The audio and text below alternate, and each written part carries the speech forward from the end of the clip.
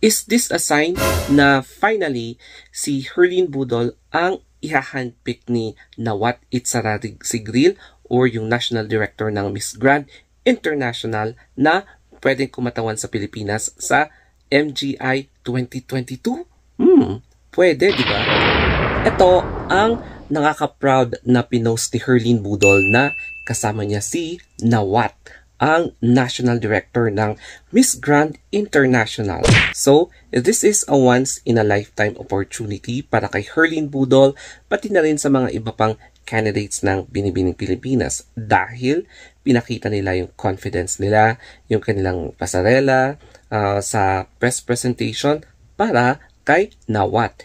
And bumisita si Nawat dito sa Pilipinas para makipag-ugnayan sa Binibining Pilipinas. And good news para sa mga nag-aabang ng MGI or Miss Grand International because mukhang nag-extend ang franchise ni Nawat TV or Miss Grand International with BPCI. So, parang hindi na ito yung last na pageant ng MGI or franchise para sa Binibining Pilipinas. So, hindi idadrop ng BPCI ang MGI franchise anytime soon. So, parang there is a renewal of contract para ayusin ang dapat ayusin ni Nawat at yung mga staff ng BPCI. So, balik tayo sa main topic. So, si Herlin Budol na nga ba ang ipipick up or parang personal favorite ni Nawat?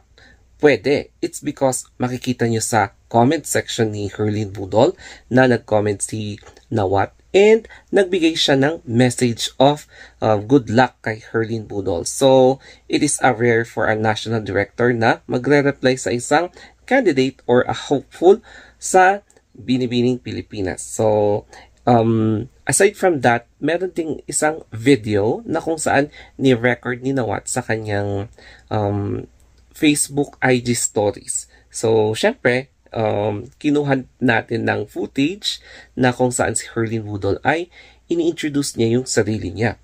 And then, siya lang ang nagsabi in behalf of other contestants na she is aiming for the Miss Grand International crown.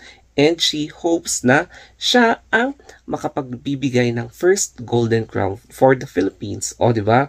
And napakalakas ng, syempre, ng prayers ni Herlin Budol para masungkit ito together with her preparations, training, and syempre, prayers. O, diba? Kaya nakaka-proud para kay Herlin Budol na ma-meet ang isang boss, big boss sa isang national or big boss ng international pageant. O, diba? Medyo nabubulol ako, I'm sorry. Pero, ito ay isang magsisilbi na inspiration kay Herlin Budol. It's because kailangan talaga niyang ipanalo ito para makapagbigay ng inspiration para sa mga younger generations na hindi lahat ng hipon ay walang pag-asa. O, di ba? So, ayan, good luck Herlin Budol sa inyong journey.